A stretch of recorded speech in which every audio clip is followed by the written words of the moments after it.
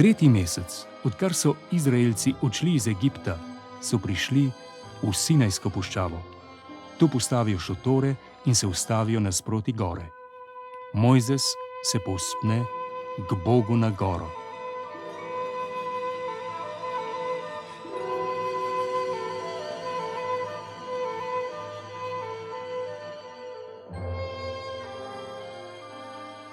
Mojzes, tole povej Izraelcem.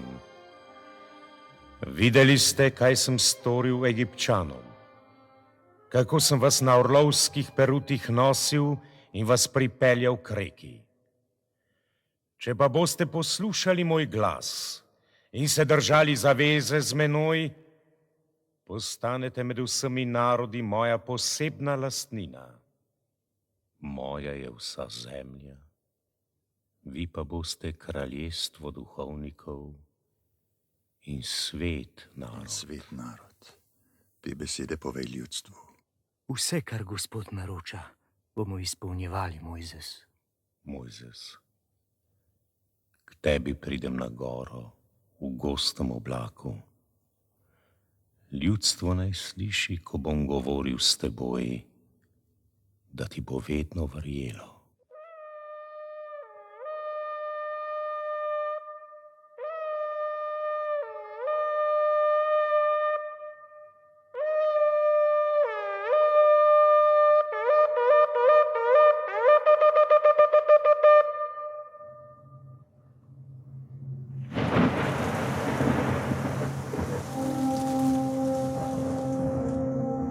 Tretji dan začne ob jutranjem svitu grmeti, strele švigajo, črni oblaki prekrijejo goro in trombe močno zadone. Vse ljudstvo v taborišču vztrepeta. Mojzes jih pelje iz taborišča Bogu naproti. Ob vznožju gore se ustavijo.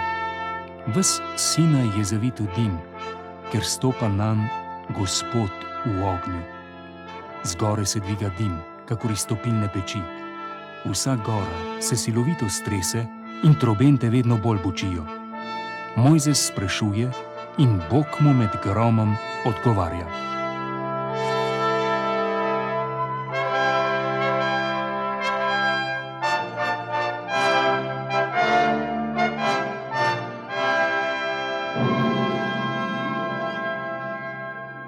Jaz sem Jahve, tvoj Bog, ki sem te odpeljal iz Egipta, iz hiše suženjstva. Poleg mene ne smeš imeti drugih bogov.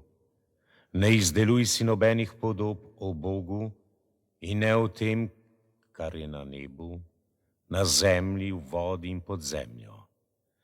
Ne poklekaj pred drugimi bogovi in jih ne moli, kajti jaz sem edini Gospod, tvoj Bog. Ne skruni imena svojega Boga in Gospoda, kajti Gospod ne pusti brez kazni tistega, ki skruni njegovo ime. Ne pozabi in posvečuj sobotni dan. 6 dni lahko opravljaš vsakovrstna dela. 7. dan pa je dan počitka, posvečen tvojemu Bogu. Zato ne smeš ta dan nič delati, ne ti, ne tvoj sin, ne tvoja hči, ne tvoj hlapec, ne tvoja dekla, ne tvoja živina, ne tujec, ki biva pod tvojo streho. Kajti Gospod je ustvarjal 6 dni nebo, zemljo in morje in vse, kar sodi zraven, 7. dan pa je počival. Zato je Bog soboto blagoslovil in jo posvetil. Ne pozabi, ko si bil v Egiptu še suženj, te je Gospod, tvoj Bog, od tam odpeljal z močno roko. Zato ti Gospod, tvoj Bog, nalaga dolžnost, da spoštuje soboto.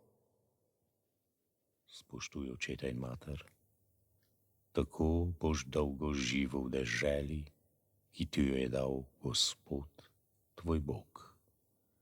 Ne ubijaj, ne bodi nezvest v zakonu, ne kradi, ne pričaj pokriven zoper svojega bližnjega, ne želi hiše svojega bližnjega, ne hlapca, ne dekle, ne vola, ne osla ali česarkoli, kar je njegovo.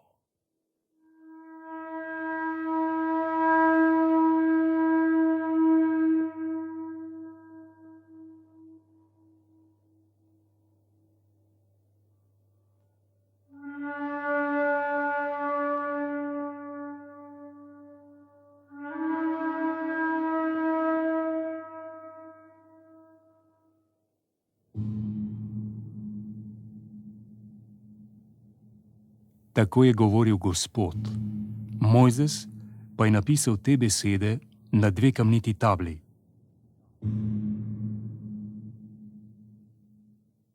Mojzesa še vedno ni zgore. Ljudstvo, Izraelci, zberimo se pri Aronu. Aron, pridi, naredi nam Boga, da bo hodil pred nami.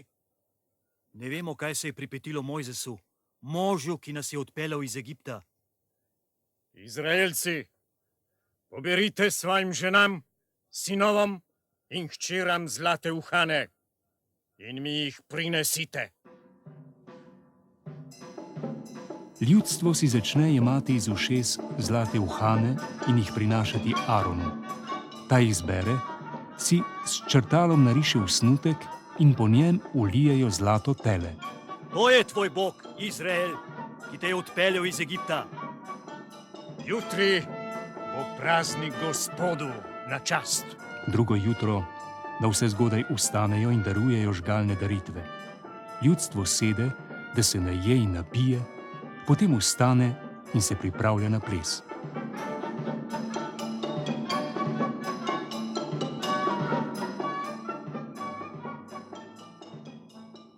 Poslušaj, Mojzes, po taboru odmeva bojni krik. Nikar ne hodiva zgore. Tabli zaveze moram predati ljudstvu. Vpitje, ki ga slišim, ne kaže na zmago, a tudi ne na poraz. Pridi.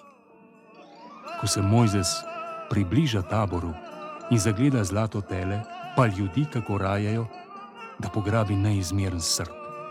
Trešči tabli na tla in ju opoznoži v gore, razbije na drobne kosce.